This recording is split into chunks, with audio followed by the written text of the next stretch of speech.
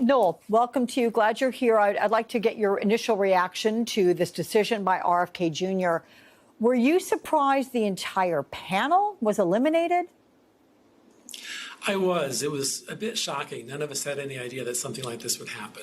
We were all worried that some administrative snafu would bring a couple people down, but none of us were anticipating this kind of an action.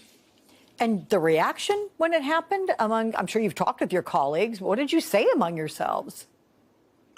Well, I'm going to leave those conversations private, but I have had conversations with healthcare providers. And one of the implications of this is a bit of chaos in healthcare.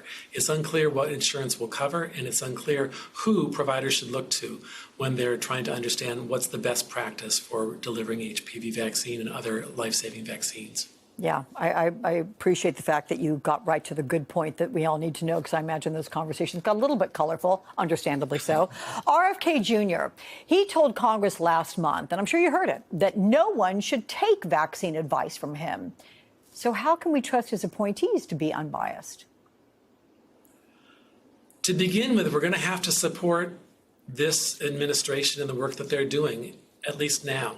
They do have the reins. This is what they've said they will do, and they are indeed doing it. However, we can also be critical and we can be concerned. The new panel is missing all of the expertise that has come before them. There is no connection to the previous ACIP work, and as a result, they don't know anything about how to go about looking at the evidence, how to think about the volumes of data that are going to be coming their way. And as a result of all of this missingness, that's one way in which they're going to be hobbled in their work, the lack of institutional understanding and history. In addition, there are questions about how you take one of the elite vaccination bodies in the world and replace it overnight. It took, the ACIP charter requires rolling replacements of members to ensure that there is institutional memory, but also to ensure that you can recruit the best of the best. It's a tall order to find 17 people that will be as illustrious as the group that were fired summarily. I paused when you said these people lack the expertise. That is your concern. To what end? I mean, how off the rails could this go? In the current context, I mean, the sky's kind of the limit, isn't it? I don't really know. The current norm-breaking approach of eliminating the entire committee was not what any of us were expecting. And so I really am trying to remain optimistic here, but I also am apprehensive. I was just speaking with my pediatrician. I have a 4-year-old daughter and a 7-year-old son about their vaccines, and the doctor put down his clipboard and looked at me and said, I have to tell you something. I had to up my blood pressure medication because all of this is so stressful.